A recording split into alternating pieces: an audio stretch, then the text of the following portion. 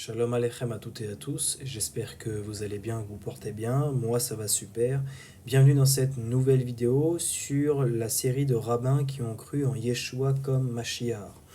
Aujourd'hui nous nous retrouvons sur le site de netivotolam.bi et nous allons nous intéresser à l'histoire de Rabbi Yehiel Zvi Lichtenstein Hershenson. Donc ceci a été traduit de James Scott Trim et ça a été publié sur le site de Netivotolam le 15 septembre 2023. Alors Rabbi Yehiel Zvi Lichtenstein Hershenson ne doit pas être confondu avec Rabbi Isaac Lichtenstein, un autre rabbin du 19e siècle qui a accepté Yeshua comme Mashiach, donc Jésus comme Messie, dans un contexte juif pratiquant la Torah. Rabbi Yehiel Zvi Lichtenstein Hershenson était un rabbin juif chassidique du 19e siècle qui est arrivé à la conclusion que Yeshua était le Messie juif du judaïsme. Sa tentative de restaurer une communauté de croyants pratiquant la Torah et croyant Yeshua en tant que Messie a échoué. Mais il a écrit de nombreux livres élucidant le soi-disant Nouveau Testament d'un point de vue juif. Son petit groupe d'étudiants l'appelait Rebbe. Lichtenstein est né en 1831 dans une famille juive chassidique vivant à Iași en Roumanie, capitale de la Moldavie. Au cours de ces dernières années de yeshiva, donc d'école en hébreu, à l'âge de 19 ans, Lichtenstein a commencé à étudier secrètement un Nouveau Testament qu'il avait trouvé. En étudiant ce livre, il a été stupéfait de constater que ses écrits présentaient de nombreuses similitudes avec les Talmuds, les Midrashim, les Zohar et d'autres ouvrages rabbiniques et chassidiques qu'il étudiait à la yeshiva, à l'école en hébreu. Lichtenstein en conclut que le Nouveau Testament, donc la Brit Hadasha en hébreu, était la pièce manquante du puzzle. Il y voit un livre entièrement juif et comprend que Yeshua est le Messie juif du judaïsme.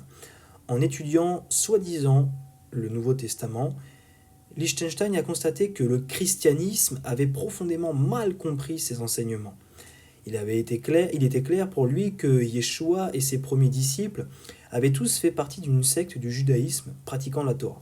Alors j'ouvre une parenthèse, le mot secte n'est pas une connotation péjorative comme on peut l'entendre encore aujourd'hui, mais le mot secte veut simplement dire le mouvement, la branche. Comme dans le judaïsme et l'islam, il y a différentes branches, différents mouvements, et bien dans le judaïsme, c'est la même chose. Après 5 années d'études, Lichtenstein et sa Avura de juifs orthodoxes se sont rendus à une rivière et se sont immergés dans le Messie Yeshua. Lichtenstein rêvait de restaurer la communauté de cette secte originelle du judaïsme composée des premiers disciples de Yeshua. Lichtenstein passa ses premières années en tant que rabbin itinérant dans les shtels, donc de Bézarabie. Donc les shtels, les shtetl plutôt, eh bien ce sont des petites villes, petits villages ou quartiers juifs de l'Europe de l'Est. Il était connu parmi les chassidim comme un faiseur de miracles, cependant il connaissait les conseils du Talmud concernant la confiance dans les miracles. Il ne faut jamais se mettre dans une situation dangereuse et dire un miracle me sauvera. Il se peut que le miracle ne se produise pas. Et même si un miracle se produit, les mérites de la personne sont réduits. Donc ça, c'est tiré du B.Shabbat 32a. Lichtenstein avait une femme et une famille à charge. Et estimait qu'il ne devait pas s'en remettre au miracle, il décida donc de devenir commerçant. Malheureusement, sa femme meurt quelques années après leur mariage, bien qu'elle ait décidé de gagner sa vie en tant que commerçant, c'est la Torah qui le passionne. Lichtenstein souhaitait démontrer la nature intrinsèquement juive de Yeshua et de ses enseignements. Il rédige un commentaire sur les livres des prophètes qui réunit les concepts mystiques du judaïsme chassidique et les enseignements de ce que l'on appelle le Nouveau Testament, la Brit Hadasha. Le résultat fut le Limudei Haneviim, les enseignements des prophètes, jamais encore traduit en anglais. Il l'a publié lui-même en 1868, mais son approche juive chassidique l'a rendu peu attrayant pour les sociétés missionnaires chrétiennes juives. Les missionnaires juifs chrétiens ne partageaient pas l'amour de Lichtenstein pour le judaïsme. Il n'avait aucun intérêt pour un juif qui acceptait Yeshua comme le messie juif du judaïsme et qui continuait à pratiquer le judaïsme chassidique. Néanmoins, au début des années 1870, Lichtenstein s'engagea dans de brèves tentatives de collaboration avec des organisations missionnaires juive, mais toutes ces tentatives furent de courte durée et échouèrent, car Liechtenstein était comme une cheville ronde que l'on poussait dans un trou carré. À peu près à la même époque, l'ouvrage antimissionnaire Rizouk Emouna, la foi fortifiée du karaïte Isaac Troki, circulait largement. Curieusement, ce livre karaïte était devenu le manuel que les rabbins étudiaient pour réfuter l'affirmation selon laquelle Yeshua était le Messie.